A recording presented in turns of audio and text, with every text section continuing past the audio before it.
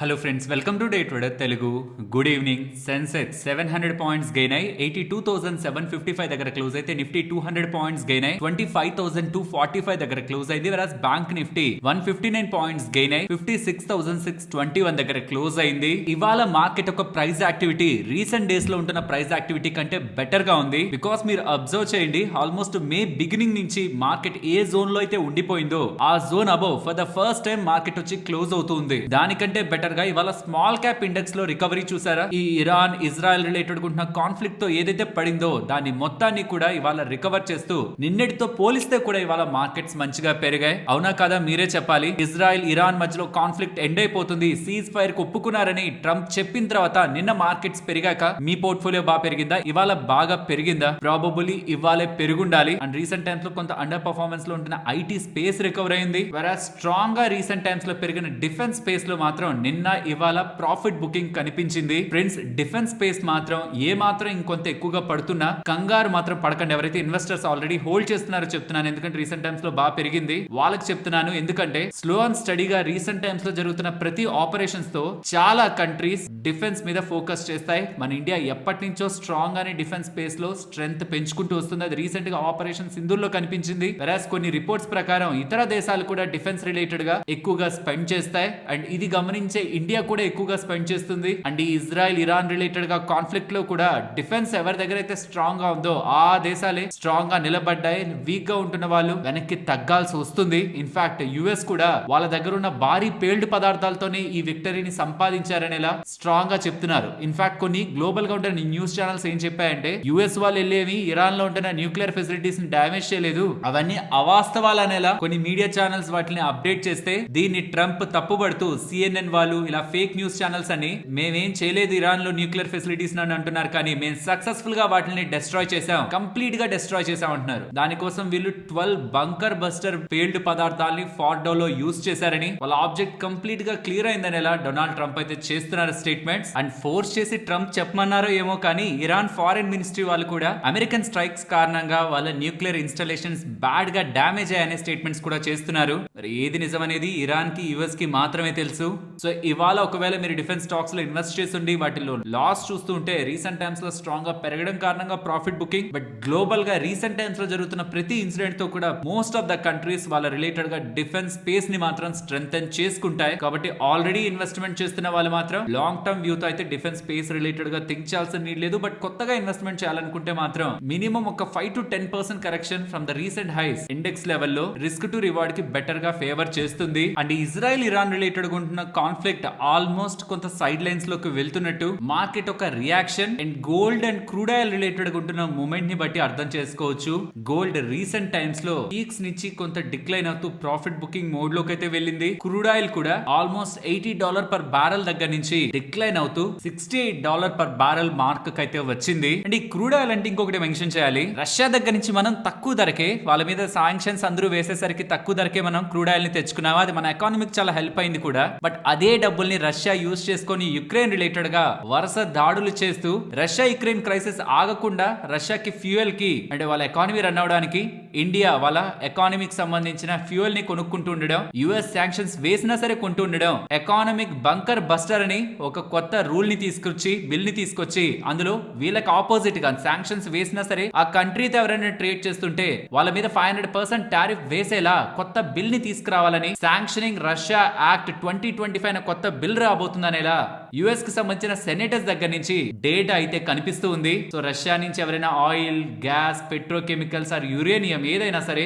500% tariff కి వాళ్ళు గురవ్వాల్సి ఉంటుందని, సో అలా చూస్తే ఇండియా, చైనా కూడా దాంట్లో ఇన్వాల్వ్ అవుతాయని. సో ఈ రష్యాకి సంబంధించిన పుతిన్ వార్ మిషన్ లో ఇండియా, చైనా సహాయం చేస్తూ వస్తే ఖచ్చితంగా ఇండియా, చైనా కూడా దీనికి ఇంపాక్ట్ ని ఫేస్ చేయాల్సి ఉంటుందని గతంలోనే కొంత వార్నింగ్ యుఎస్ సైడ్ నుంచి కనిపించాయి. ఇప్పుడు అది బిల్ రూపంలో కూడా వచ్చే అవకాశం ఉందని డేటా అయితే కనిపిస్తుంది. ఇంకెంతకాలం ఎంతకాలం ఇలా అని బెదిరిస్తూ వెళ్తారు ఎవరైనా, శాంక్షన్స్ అని అదని ఇదని. ఇప్పుడు యుఎస్ఏ కష్టాల్లో ఉంది, వాళ్ళ డెట్ ని క్లియర్ చేసుకోవడమే వాళ్ళకి పెద్ద హర్డిల్. అండ్ వాళ్ళ రిలేటెడ్ గా ట్రేడ్ టారిఫ్స్ రిలేటెడ్ గా మాట్లాడిన దానికే అక్కడ ఉంటున్న పవల్ గారు, ఫెడ్ చైర్మన్ గారు, నేను అవన్నీ క్లియర్ అవ్వకుండా రేట్ నే తగ్గించను అంటున్నారు. ఇప్పుడు ఇలా వేస్తాం అలా వేస్తాం అని కంట్రీస్ రిలేటెడ్ గా అన్సర్టనిటీ క్రియేట్ చేసుకుంటే ప్రస్తుతం ఉన్న యుఎస్ ఎకానమిక్ కండిషన్స్ లో యుఎస్ కి అది మంచిది కాదు. బట్ లెట్స్ సీ ట్రంప్ ఎంత వరకు వెళ్తారు ఇలాంటి వాటిల్లో అని. లాస్ట్ టైం రష్యా రిలేటెడ్ గా శాంక్షన్స్ విధించినప్పుడే ఇండియా వాటిని పట్టించుకోలేదు, తెచ్చుకుంది క్రూడ్ ఆయిల్. మరి ఈసారి ట్రంప్ కదా హార్ష్ స్టేట్మెంట్స్ ఉండే అవకాశం ఉంది, దీనికి కూడా మనం ప్రిపేర్డ్ గా ఉండాలి. ఒక కొత్త యాక్ట్ శాంక్షనింగ్ రష్యా రిలేటెడ్ గా తీసుకొస్తే ఇండియా ఎలాంటి వైఖరిని ప్రదర్శిస్తుందో కూడా మనం చూడాలి. అని నిన్న చెప్పాను కదా,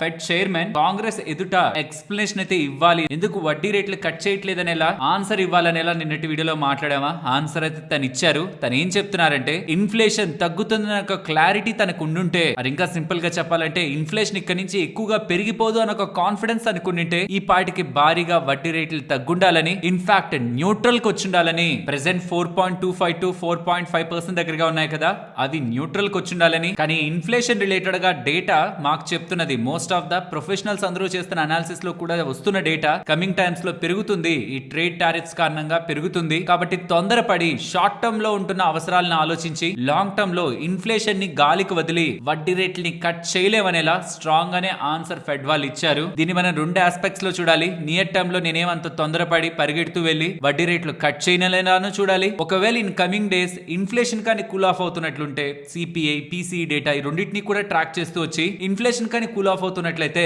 పెద్ద మొత్తంలో వడ్డీ రేట్లు కట్ చేసే అవకాశం కూడా ఉంది. నేను నిన్నటి వీడియోలో చెప్పాను కదా, డబుల్ ఆర్ ఇంకా చెప్పాలంటే ట్రిపుల్ ఇంపాక్ట్ కమింగ్ టైమ్స్ లో. ఒకవేళ ట్రంప్ టారిఫ్స్ రిలేటెడ్ గా ఒక స్టెప్ వెనక్కి తగ్గి టారిఫ్ గేమ్ ని ఎండ్ చేస్తే మళ్ళీ వైట్ జెండా ఊపేసి వరల్డ్ ని కాపాడడం కోసం నేను టారిఫ్ ని వెనక్కి తీసుకుంటున్నానని ఎలా స్టేట్మెంట్ చేసి ఇన్ఫ్లేషన్ తగ్గుతుందన్న ఒక కాన్ఫిడెన్స్ ఫెడ్ కి క్రియేట్ చేసి సిపిఐ పిసి ఇన్ఫ్లేషన్ డేటాస్ కూడా వాళ్ళు అనుకున్న ట్రాక్ లోకి వస్తున్నాయని ఎలా ప్రొఫెషనల్స్ నెక్స్ట్ కమింగ్ టైమ్స్ లో ఎకానమీ రిలేటెడ్ ఉంటున్న ఎక్స్పర్ట్స్ ఒక ప్రొజెక్షన్ లో కానీ CPI inflation data cool of అవుతుందని ఎలా తనకి ఇండికేషన్ ఉంటే 25 బేసిస్ పాయింట్స్ ఇంకొక 25 బేసిస్ పాయింట్స్ కలిపితే 50 బేసిస్ పాయింట్స్ ఇయర్ కాదు, ఇక అంతకు మించిన రేట్ కట్స్ ఇయర్ మనం ఎక్స్పెక్ట్ చేయొచ్చు ఫెడ్ దగ్గర నుంచి. బట్ అలా జరగాలంటే చెప్పాను కదా ఇందాక ఒక పాత్వే, ఆ పాత్వే లోనే మూవ్ అవ్వాలి. దాన్ని ఇనిషియేట్ చేయాల్సింది కూడా అగైన్ ట్రంపే. లెట్ సీ కమింగ్ టైమ్స్ లో తన రిలేటెడ్ గా ఎటువంటి అప్డేట్స్ ఉంటాయని. బట్ ఎఫ్ఐఎస్ రిలేటెడ్ గా రీసెంట్ టైమ్స్ లో కొంత సెల్లింగ్ అయితే కనిపిస్తూ ఉంది. ఐపీఓస్ రిలేటెడ్ గా లాక్ ఇన్స్ ఎక్స్పైర్ అవుతుండడం, block deal and bulk deal లో కూడా పెద్ద మొత్తంలో ప్రైవేట్ ఈక్విటీ ప్లేయర్స్ ఎగ్జిట్ అవుతుండడం, ఇవన్నీ కూడా వీళ్ళ సెల్ అండ్ బై నెంబర్స్ అయితే ఇంపాక్ట్ చేస్తూ ఉన్నాయి. అండ్ ఎఫ్ఐఎస్ ఒక షార్ట్స్ కరెంట్లీ 1 lakh కాంట్రాక్ట్స్ దగ్గరగా ఉన్నాయి, which is huge. In terms of percentage చూస్తే 77% నెట్ షార్ట్స్ ఎఫ్ఐఎస్ మన ఇండెక్స్ ఫ్యూచర్స్ రిలేటెడ్ గా మెయింటైన్ చేస్తున్నారు. సో దీని మీనింగ్ కమింగ్ టైమ్స్ లో మార్కెట్ పడుతుందని వాళ్ళు అనుకుంటున్నారు. ఒకవేళ అలా కాకుండా మార్కెట్ కొంత మేరకు పెరిగింది అనుకోండి, వీళ్ళు షార్ట్స్ ని కవర్ చేసుకునే ప్రయత్నంలో అక్కడి నుంచి కూడా ఫర్దర్ గా మార్కెట్ కి స్కోప్ దొరుకుతుంది షార్ట్ కవరింగ్ పేరుతో. అలా కాదు వీళ్ళు అనుకున్నట్లే మార్కెట్ పడుతూ ఉంటే ఈ 77% కూడా 80, 85, 90% షార్ట్స్ కూడా ఎఫ్ఐఎస్ తీసుకు వెళ్లిన సందర్భాలు గతంలో ఉన్నాయి. బట్ నేను పర్సనల్ గా షార్ట్స్ 1 lakh కాంట్రాక్ట్ కి ప్రెసెంట్ పెరిగిన లాట్ సైజ్ తో చూస్తే 1 lakh కాంట్రాక్ట్ కి ఉండడం హ్యూజ్ షార్ట్స్ ప్రెసెంట్ మన సిస్టమ్ లో, అంటే మన స్టాక్ మార్కెట్ లో బిల్డ్ అయ్యానే అనుకుంటాను. ఏ మాత్రం చిన్న పాజిటివ్ ట్రిగ్గర్ వచ్చినా మార్కెట్ కి అది మంచి జంప్ అయితే ఇస్తుంది. అండ్ ఈవెన్ ఫెడ్ వాళ్ళు కూడా క్లియర్ గా చెప్పారు కాబట్టి కమింగ్ టైమ్స్ లో ఇన్ఫ్లేషన్ డేటా ఎలా వస్తుందనే దాన్ని బట్టి ఫెడ్ ఒక రేట్ కట్స్ ని కూడా మార్కెట్ ఎక్స్పెక్ట్ చేయడం స్టార్ట్ చేస్తుంది. అండ్ జూలై 9th ట్రంప్ తీసుకునే డెసిషన్ కూడా, ట్రేడ్ టారిఫ్ రిలేటెడ్ గా తీసుకునే డెసిషన్ కూడా ఫెడ్ ఒక మైండ్ సెట్ ని కమింగ్ టైమ్స్ లో ఇన్ఫ్లేషన్ ని డిసైడ్ చేస్తుందని గుర్తుంచుకోవాలి. ఇలా మార్కెట్ లో ఉన్న ఎంటైర్ డేటాని కలెక్ట్ చేసి సింప్లిఫై చేసి మీ వర్క్ ఇలా కంటెంట్ తీసుకురావడానికి మేము టీం పెట్టిన ఎఫర్ట్స్ మీకు వాల్యుబుల్ గా అనిపిస్తూ ఉంటే దెన్ వీడియోని తప్పకుండా లైక్ చేస్తూ పెడుతున్న ఎఫర్ట్స్ ని ఎంకరేజ్ చేయండి. మార్కెట్ అప్డేట్స్ మాట్లాడుకునే ముందు సిబిఎస్ఈ వాళ్ళు ఒక కొత్త ప్యాటర్న్ అయితే తీసుకొచ్చారు. ఇకపై CBSE 10th class board exams అనేవి ఇయర్ కి 2 సార్లు జరుగుతాయని 2026 నుంచి. ఫస్ట్ టైం జరిగేది మాత్రం ఖచ్చితంగా అందరూ రాయాల్సిందే. ఫేజ్ 1 లో జరిగేది, ఫేజ్ 2 లో జరిగేది మాత్రం ఆప్షనల్. ఎవరైనా స్కోర్ ని ఇంప్రూవ్మెంట్ చేసుకోవాలనుకున్న వాళ్ళు రాసుకోవచ్చు. ఆల్ సబ్జెక్ట్స్ అన్ని కవర్ అవుతాయని. ఫస్ట్ ఫేజ్ లో మ్యాండేటరీగా అందరూ రాయాల్సింది. మార్చ్ లో ఎగ్జామ్ ఉంటుంది, రిజల్ట్స్ ఏప్రిల్ లో ఉంటాయని. సెకండ్ ఫేజ్ లో ఎవరైనా ఆప్షనల్ గా రాసి మళ్ళీ వాళ్ళ మార్క్స్ ని పెంచుకోవాలనుకునే ఎగ్జామ్ మే టు జూన్ మధ్యలో ఉంటూ జూన్ ఎండింగ్ లో వాటి రిజల్ట్స్ ఉంటాయని. ఇంటర్నల్ అసెస్మెంట్ కూడా ఒకసారి జరుగుతుందనేలా సిబిఎస్ఈ వాళ్ళైతే అప్డేట్స్ చేస్తున్నారు. హోప్ ఇది పేరెంట్స్ కి అండ్ సిబిఎస్ఈ రిలేటెడ్ గా ప్రిపేర్ అవుతున్న మీ రిలేటివ్స్ కి యూజ్ అవుతుంది కాబట్టి ఇది షేర్ చేస్తున్నాను. అండ్ హెచ్డిబి ఫైనాన్స్ రిలేటెడ్ గా యాంకర్ ఇన్వెస్టర్స్ ఒక డేటా అయితే రిలీజ్ అయింది. స్ట్రాంగ్ యాంకర్ బుక్ ప్రెసెన్స్ కనిపిస్తుంది. ఆల్మోస్ట్ 141 నేమ్స్ ఉన్నాయి. టోటల్ గా 3300 369 crore దగ్గరగా పార్టిసిపేషన్ కనిపిస్తుంది. Top mutual funds most of the mutual funds present అయినాయి. ఐసిఐసిఐ కానీ, ఎస్బీఐ కానీ, Nippon, Kotak, axis, DSP, NPS trust వాళ్ళు కూడా, యూటీఐ మ్యూచువల్ ఫండ్ వాళ్ళు కూడా, ఇలా చాలా వరకు మ్యూచువల్ ఫండ్స్ అన్ని కూడా పార్టిసిపేట్ చేశారు. One of the strong participation అనుకోవాలి. ఇఫ్ ఇన్ కేస్ మీరు హెచ్డిబి ఫైనాన్షియల్ సర్వీసెస్ ని ఇతర లిస్టెడ్ స్పేస్ లో ఉంటున్న ఎన్బిఎఫ్సిలతో కంపేర్ చేసి చూసుకోవాలంటే beat on business, margin, AUM, ROA, ROE, non performing assets and price to book వాల్యూని కూడా కంపేర్ చేసుకోవడానికి కావాల్సిన ఇంపార్టెంట్ డేటా మీకు స్క్రీన్ ముందు ఉంచుతున్నాను. బట్ యాంకర్ ఇన్వెస్టర్స్ దగ్గర నుంచి అయితే స్ట్రాంగ్ పార్టిసిపేషన్ కనిపిస్తూ ఉంది. ఇంతకీ మీరు ఈ ఐపీఓ అప్లై చేస్తున్నారా లేదా? చేస్తున్నట్లయితే కామెంట్ సెక్షన్ లో చెప్పండి. And already share holders related గా డేటాని last time HDB financial services related గా మాట్లాడిన వీడియోలోనే చెప్పాను. జాగ్రత్తగా చూసి అప్లై చేయండి. రీటైల్ కేటగిరీలో మీరు వేస్తే మాక్సిమం 2 లక్షలకి లోపు వేయాలి. అంటే 1,92,000 మించి మీరు వేయకూడదు. అలా వేస్తూ షేర్ హోల్డర్ కేటగిరీలో కూడా మీరు అప్లై చేయొచ్చు. లేదా స్మాల్ హెచ్ఎన్ఐ కేటగిరీలో అప్లై చేయాలనుకుంటే 2 లక్షల పై నుంచి 10 లక్షల లోపు అప్లై చేయాలి. మాక్సిమం 9,91,000కే మీరు అప్లై చేయాలి. సుమారుగా 67 లాట్లు అప్లై చేసుకోవాలి. వెరాజ్ బిగ్ హెచ్ఎన్ఐ కేటగిరీలో అయితే 10,06,000కి పైగా మీరు అప్లై చేస్తే బిగ్ హెచ్ఎన్ఐ కేటగిరీలోకి వస్తారు. ఈ ఏ కేటగిరీకైనా మీరు షేర్ హోల్డర్ కేటగిరీని కూడా యాడ్ చేయొచ్చు. ఒకవేళ మీ దగ్గర షేర్లు హెచ్డిఎఫ్సి బ్యాంక్ కి సంబంధించింది 18th జూన్ ఆర్ దానికి ముందు ఉంటే మీరు ఎలిజిబుల్ అవుతారు షేర్ హోల్డర్ కేటగిరీకి. మరి ఇంకేదైనా డౌట్స్ ఉంటే ఈ పర్టికులర్ ఐపీఓ పరంగా కామెంట్ సెక్షన్ లో అడగండి. నెక్స్ట్ ఆర్బీఐ వాళ్ళు జూన్ 27th 1,00,000 కోట్లకి దగ్గరగా మన సిస్టమ్ లో అంటే బ్యాంకింగ్ సిస్టమ్ లో ఉంటున్న లిక్విడిటీని అబ్జార్బ్ చేయడానికి, డ్రైన్ చేయడానికి షార్ట్ టర్మ్ ఆక్షన్ ని నిర్వహించబోతున్నారని, సర్ప్లస్ లిక్విడిటీ ఆల్మోస్ట్ 2,40,000 కోట్ల దగ్గరగా సిస్టమ్ లో ఉంది. దాన్ని తీయడానికి 7-day VRRR ఆక్షన్ నిర్వహించబోతున్నారని. VRRR అంటే వేరియబుల్ రేట్ రివర్స్ రెపో. ఇందులో భాగంగా బ్యాంక్స్ దగ్గర ఉన్న సర్ప్లస్ మనీ ఉంటుందా, అది సెంట్రల్ బ్యాంక్ దగ్గర స్పెసిఫిక్ పీరియడ్ వరకు డబ్బుల్ని డిపాజిట్ చేసుకునే అవకాశం ఆర్బీఐ కల్పిస్తుంది. అలా డిపాజిట్ చేసిన దానికి కాను బ్యాంక్స్ కి ఆర్బీఐ వడ్డీ క్రెడిట్ చేస్తుంది. అది ఆక్షన్ లో పాల్గొని డిసైడ్ అవుతారు ఎంత వడ్డీ ఏంటని. రీసెంట్ టైమ్స్ లో ఆర్బీఐ వాళ్ళు స్ట్రాంగ్ గా లిక్విడిటీని ఇన్ఫ్యూజ్ చేస్తూ ఉండడం ఇప్పుడు విఆర్ఆర్ తో ఆ లిక్విడిటీని కొంత పుల్ చేసేందుకు అయితే ప్రయత్నిస్తున్నారు. అండ్ ఈ అప్డేట్ వచ్చిన తర్వాత మీరు గమనిస్తే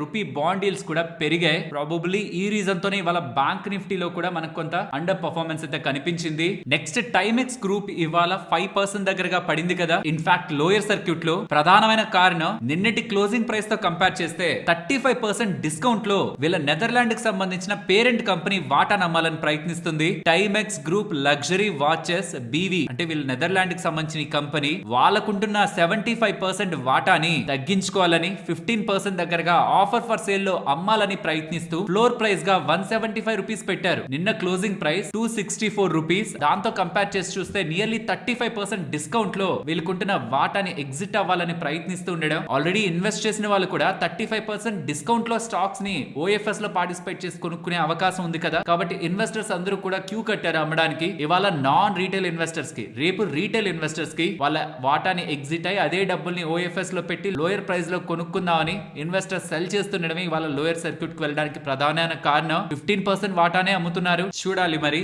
ఆఫ్టర్ ఓఎఫ్ఎస్ ఎలా స్టాక్ స్టెబిలైజ్ అవుతుందని. టైమెక్స్ మీకు మోస్ట్లీ వినే ఉండే బ్రాండే వాచెస్ లో. అమెరికాకి సంబంధించిన బ్రాండ్ అనమాట. One of the oldest company watches segment లో. వీళ్ళకంటూ ఓన్ బ్రాండ్ ఉంది. టైమెక్స్ వాచ్లు వినే ఉంటారు. బట్ వీళ్ళు వాళ్ళ ఓన్ బ్రాండింగ్ తో పాటు అవుట్ సోర్సింగ్ బిజినెస్ కూడా చేస్తారు. లగ్జరీ బ్రాండ్స్ ఉంటాయి కదా, వెర్సాసే, గెస్, యూసీబీ, వీళ్ళకి కూడా వాచెస్ ని వీళ్ళే తయారు చేసిస్తారు. కానీ వాళ్ళు బ్రాండ్లు వేసుకొని అమ్ముకుంటారు. అండ్ వీళ్ళ బిజినెస్ ని కూడా మీరు ఒకసారి ఒక లుక్ వేస్తే రీసెంట్ టైమ్స్ లో మార్చ్ 2021 నుంచి రెవెన్యూస్ కాన్స్టెంట్ గా పెరుగుతాయి. యూజువల్ గా ఇది చూడగానే 141 crore దగ్గర నుంచి వీళ్ళ సేల్స్ 538 crores కి వెళ్ళిందా. ఆ పాయింట్ లో 8 crore లాస్ ని మేక్ చేస్తున్న వీళ్ళు 31 crore ప్రాఫిట్ ని మేక్ చేస్తారా. అద్భుతంగా ఉంది కదా అనిపిస్తుంది. కానీ ప్రాబ్లం అంతా వీళ్ళ ఇన్వెంటరీ డేస్ కూడా 130 దగ్గర నుంచి ఇప్పుడు 180 దగ్గరగా 6 months ఇన్వెంటరీని మెయింటైన్ చేస్తున్నారు. దీని కారణంగా క్యాష్ ఫ్లోస్ లో ఇంపాక్ట్ ని మీరు క్లియర్ గా గమనించొచ్చు. And as I said before, promoters వాళ్ళకుంటున్న 75% వాటాలోంచి 15% వాటాని డిస్కౌంట్ లో అమ్మాలని ప్రయత్నిస్తుండడం కూడా ఇన్వెస్టర్స్ యొక్క సెంటిమెంట్ ని ఇంపాక్ట్ అయితే చేస్తుంది. అండ్ ఇందాక చెప్పాను కదా 140 నుంచి 500 వరకు నెంబర్స్ క్రోర్స్ లో పెరిగాయి సేల్స్ లో. అలా 30 రూపీస్ నుంచి స్టాక్ నియర్లీ 270 వరకు కూడా ర్యాలీ అయింది. కాబట్టి ప్రమోటర్స్ కూడా ఇది ఒక మంచి సమయం ప్రాఫిట్ బుక్ చేసుకునేందుకని ఎగ్జిట్ అవుతూ ఉండడం కూడా స్టాక్ పడడానికి ప్రధానమైన కారణం. ఇవాళ టైటాన్ బాగా పెరిగింది. రీజన్ మెక్వైర్ వాళ్ళ నోట్ అనమాట. కమింగ్ టైమ్స్ లో టైటాన్ స్ట్రాంగ్ గా పెరుగుతుంది. జ్యువెలరీ సెగ్మెంట్ కానీ వీళ్ళ ఇతర బిజినెస్ సెగ్మెంట్స్ లో కానీ స్ట్రాంగ్ గ్రోత్ ఉంటుందని వాళ్ళ అవుట్ పర్ఫార్మ్ రేటింగ్ ఇస్తుండడం టైటాన్ పెరిగింది. వాళ్ళ దాంట్లో కూడా వాచెస్ బిజినెస్ ఉంది కదా. బట్ ఈ టైమెక్స్ మాత్రం ఓఎఫ్ఎస్ కారణంగా పడింది. ఈ సిమిలర్ స్పేస్ లో వాచెస్ స్పేస్ లో టైమెక్స్ కాకుండా మనకి ఇథోస్ ఉంటుంది. బట్ వాళ్ళు వాచ్ రీసెల్లర్ అనమాట. అంటే వాళ్ళే మేక్ చేయరు, వాళ్ళు మ్యానుఫ్యాక్చరర్ కాదు, సేల్ చేస్తూ ఉంటారంటే ప్రీమియం బ్రాండ్స్ వి. అండ్ హెచ్ఎంటీ అని ఒక గవర్నమెంట్ కి సంబంధించిన పిఎస్యూ కంపెనీ కూడా ఉంది వాచ్ స్పేస్ లో, బట్ అది లాస్ మేకింగ్. సో చూస్తే మనం టైటాన్ కి సంబంధించిన వాచెస్ నే చూడాలి. అలా వాళ్ళ టైటాన్ రిలేటెడ్ గా ఉంటున్న వాచెస్ సేల్స్ ఆల్మోస్ట్ 4500 crores దగ్గరగా ఉంటాయి, ప్రాఫిట్ 550 crores దగ్గరగా ఉంటది. అంటే అది ఏ వాల్యుయేషన్ లో అయితే టైటాన్ ఏ వాల్యుయేషన్ లో అయితే ట్రేడ్ అవుతుందో ప్రెసెంట్ టైమెక్స్ కూడా సిమిలర్ వాల్యుయేషన్స్ లోనే ఎక్స్పెన్సివ్ గానే ట్రేడ్ అవుతుంది. కాబట్టి టైమెక్స్ ఒక ప్రమోటర్స్ అంత డిస్కౌంట్ ని పెడితే కానీ ఆ ఓఎఫ్ఎస్ పాస్ కాదు, కాబట్టి వాళ్ళంత డిస్కౌంట్ ని పెట్టారు. ఫ్రెండ్స్, ఇలా న్యూస్ అప్డేట్స్ ని అనాలిసిస్ చేస్తూ ఇలాంటి కంటెంట్ మీ ముందుకు తీసుకురావడానికి మేము టీం పెడుతున్న ఎఫర్ట్స్ మీకు వాల్యుబుల్ గా అనిపిస్తూ ఉంటే వీడియోని తప్పకుండా లైక్ చేయండి. నెక్స్ట్ కేఎన్ఆర్ కన్స్ట్రక్షన్ ఇవాళ సడన్ గా ఒకసారి పెరిగింది, 9% దగ్గరగా పెరిగింది కదా మార్కెట్ క్లోజ్ అయ్యే కొంత టైం బిఫోర్. దీని రిలేటెడ్ ఉన్న అప్డేట్ చూడండి. స్టాక్ ఒక మార్కెట్ క్యాపిటల్ 6400 కోట్లు, బట్ వీళ్ళకి 4800 కోట్ల ఆర్డర్. అంటే వీళ్ళకనే కాదు, వీళ్ళు ఇంకొక కంపెనీ జాయింట్ వెంచర్ గా ఉంటున్న దానికి 4800 కోట్ల ఆర్డర్ లభించిందనేలా కేఎన్ఆర్ కన్స్ట్రక్షన్స్ వాళ్ళు చెప్తున్నారు. ఈ జాయింట్ వెంచర్ లో కేఎన్ఆర్ వాళ్ళ share 74%. Coal mining block related గా వాటి డెవలప్మెంట్ కాంట్రాక్ట్ వీళ్ళకి లభిస్తూ ఉండడం, ఇది నెక్స్ట్ 5 years లో కంప్లీట్ చేస్తారు. డెవలప్మెంట్ కి ఇంకొక 360 days తీసుకుంటూ 34.5 million tons మైన్ కెపాసిటీ ఉంటున్న రిజర్వ్ ని డెవలప్ చేయడానికి, కోల్ మైన్ ని డెవలప్ చేయడానికి వీళ్ళకి ఆర్డర్ లభించిందనేలా కేఎన్ఆర్ వాళ్ళు అప్డేట్ చేస్తుండడమే స్టాక్ పెరగడానికి ప్రధానమైన కారణం. రిలయన్స్ ఇన్ఫ్రా వాళ్ళకి డిఫెన్స్ స్పేస్ లో 600 కోట్ల ఎక్స్పోర్ట్ ఆర్డర్ జర్మనీకి సంబంధించిన రెయిన్ మెటల్ అనే కంపెనీ దగ్గర నుంచి లభించిందని. ఆ రెయిన్ మెటల్ అనే కంపెనీ జర్మనీకి సంబంధించిన కంపెనీ అంటున్నానా, అది 8 లక్షల కోట్ల మార్కెట్ క్యాపిటల్ ఉండే కంపెనీ. సో పెద్ద కంపెనీయే. అండ్ ఇలా డిఫెన్స్ స్పేస్ లో వీళ్ళు స్ట్రాంగ్ గా ఎక్స్పోర్ట్ చేసి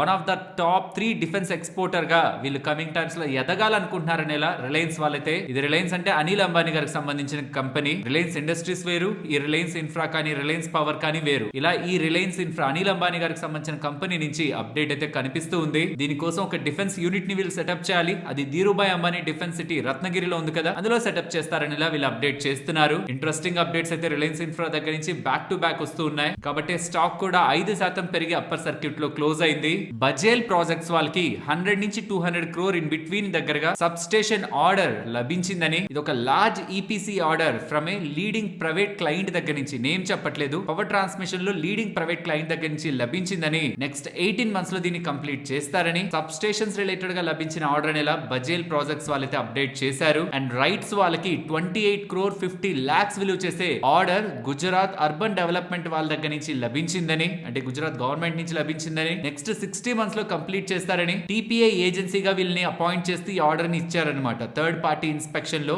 ఏజెన్సీగా వీళ్ళు ఇప్పుడు వ్యవహరిస్తారు under the Gujarat government. Next మీకు ఒకవేళ EPFO employee provident fund account ఉంటే మీకు ఒక గుడ్ న్యూస్. ఇప్పటి వరకు ఆటో సెటిల్మెంట్ లిమిట్, అంటే అడ్వాన్స్ గా మనం తీసుకునే ఈపీఎఫ్ క్లెయిమ్ అనేది ₹1,00,000 ఉండేది కదా, అది ఇప్పుడు 5 లక్షలకు పెంచారు. మనకి ఏదైనా బాలేకపోయినా, ఎడ్యుకేషన్ పరంగా, మ్యారేజ్ పరంగా అండ్ హౌస్ పరంగా ఎమర్జెన్సీ కండిషన్స్ లో ₹1,00,000 మాత్రమే మనం తీసుకోగలిగే వాళ్ళం అడ్వాన్స్ గా. అది ఇప్పుడు 5 లక్షలకు పెంచారని. 3 days లో వితౌట్ ఎనీ హ్యూమన్ ఇంటర్వెన్షన్ అది ప్రాసెస్ అవుతుందనేలా అప్డేట్స్ అయితే గవర్నమెంట్ సైడ్ నుంచి కనిపిస్తూ ఉన్నాయి. స్టెర్లైట్ టెక్నాలజీస్ వాళ్ళు బిఎస్ఎన్ఎల్ కి అగైనెస్ట్ గా ఆర్బిట్రల్ అవార్డ్ ని గెలుచుకున్నారని. ఇందులో భాగంగా 9,06,00,000 డబ్బులు ఇప్పుడు స్టెర్లైట్ టెక్నాలజీస్ కి వస్తుందని. దీంతో పాటు అడిషనల్ గా ఉంటున్న 7 crore 70 lakhs దగ్గరగా ఉంటున్న బ్యాంకు గ్యారంటీ కూడా రిలీజ్ అవుతుందని 2016 నుంచి నడుస్తున్న ఇష్యూ. కాబట్టి అప్పటి నుంచి ఒక 12% ఇంట్రెస్ట్ ని కూడా వేసి ఇవ్వమని వీళ్ళ పక్కకి తీర్పు వచ్చింది. కాస్ట్లు, లిటిగేషన్ అంతా కూడా వీళ్ళకి ఇప్పుడు రియంబర్స్ చేయాలి బిఎస్ఎన్ఎల్ వాళ్ళు. కాబట్టి స్టెర్లైట్ టెక్నాలజీస్ రిలేటెడ్ గా ఇది మంచి అప్డేట్. కేఈసీ ఇంటర్నేషనల్ వాళ్ళు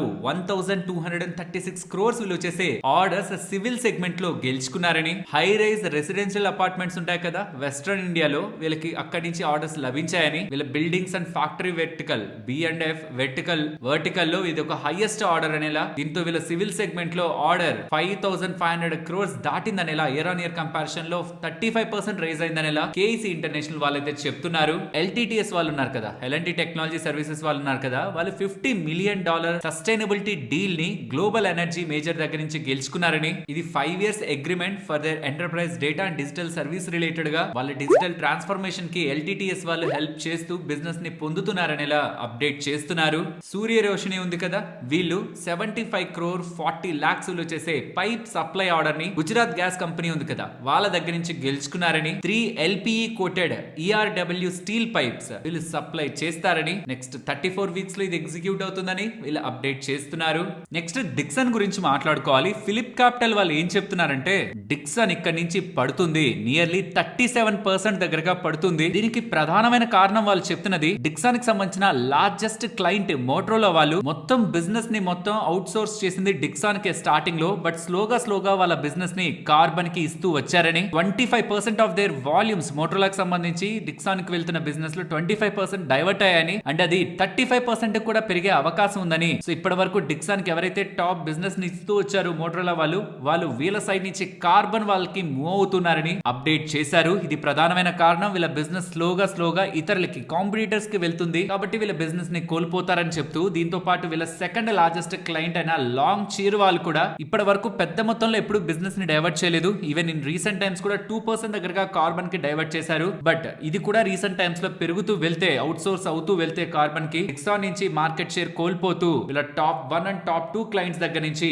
ఎలా అయితే బిజినెస్ ని కోల్పోతున్నారో ఇతర క్లయింట్స్ దగ్గర నుంచి కూడా అలా డైవర్షన్ దొరుకుతూ ఉంటే దెన్ స్టాక్ లో ఫాల్ ఉంటుంది. అప్ టు 9,000 వరకు కూడా స్టాక్ పడుతుందని ఎలా ఫిలిప్ క్యాపిటల్ వాళ్ళు చెప్తున్నారు. ఇక నుంచి కొంత టైం బిఫోరే ప్రమోటర్స్ వాటాను సెల్ చేశారు 2% దగ్గరగా సునీల్ గారు. అండ్ తన వాటాను కొనింది Motilal Oswal mutual fund. So వాటాని ప్రమోటర్స్ సెల్ చేస్తుండడం, ప్యారలల్ గా ఫిలిప్ క్యాపిటల్ వాళ్ళు ఈ నోట్ ని రిలీజ్ చేస్తుండడం స్టాక్ లో సెల్లింగ్ ప్రెషర్ ఇవాళ కనిపించింది. అలాగే ఎవరైనా ఇండియన్ ఫార్మా కంపెనీస్ రిలేటెడ్ గా స్టడీ చేద్దాం అనుకుంటుంటే ఎంటైర్ ఇండియన్ ఫార్మాకి సంబంధించిన మెయిన్ కంపెనీస్ ని అండ్ వాళ్ళ ఫ్యూచర్ ఒక గ్రోత్ టార్గెట్స్ ని, వాళ్ళ ప్రైస్ టు ఎర్నింగ్స్ అంటే వాల్యుయేషన్స్ ఒక మల్టిపుల్స్ ని కూడా కమింగ్ టైమ్స్ కి ప్రొజెక్ట్ చేస్తూ గోల్డ్ మ్యాన్ సాక్స్ వాళ్ళకి ఇంట్రెస్టింగ్ డేటాని ప్రెజెంట్ చేస్తున్నారు. ఇందులో వాళ్ళకి ఏ స్టాక్స్ ఇక్కడి నుంచి కూడా పెరుగుతాయి, అది ఎంత పెరుగుతాయి అనేది కూడా ఇక్కడ మెన్షన్ చేస్తున్నారు పర్సెంటేజ్ వైజ్ గా. ఒకవేళ ఇక్కడ నుంచి ఆల్రెడీ హైయర్ వాల్యుయేషన్ లో ఉండి పెద్దగా పెరగవు, పడతాయి అనుకునేవి పెద్దగా పెరగనివి న్యూట్రల్ లో పెడుతూ, పడతాయి అనుకునేదాన్ని సెల్ లో పెడుతూ ఒక ఇంట్రెస్టింగ్ డేటాని అయితే వీళ్ళు ప్రెజెంట్ చేస్తున్నారు ఎంటైర్ నోట్ లో. దాంట్లో ఉంటున్న కీ ఇమేజ్ మీకు స్క్రీన్ ముందు పెడుతున్నాను. ఫార్మా స్పేస్ లో స్టడీ చేస్తున్న వాళ్ళకి ఇమేజ్ హెల్ప్ అవ్వచ్చు.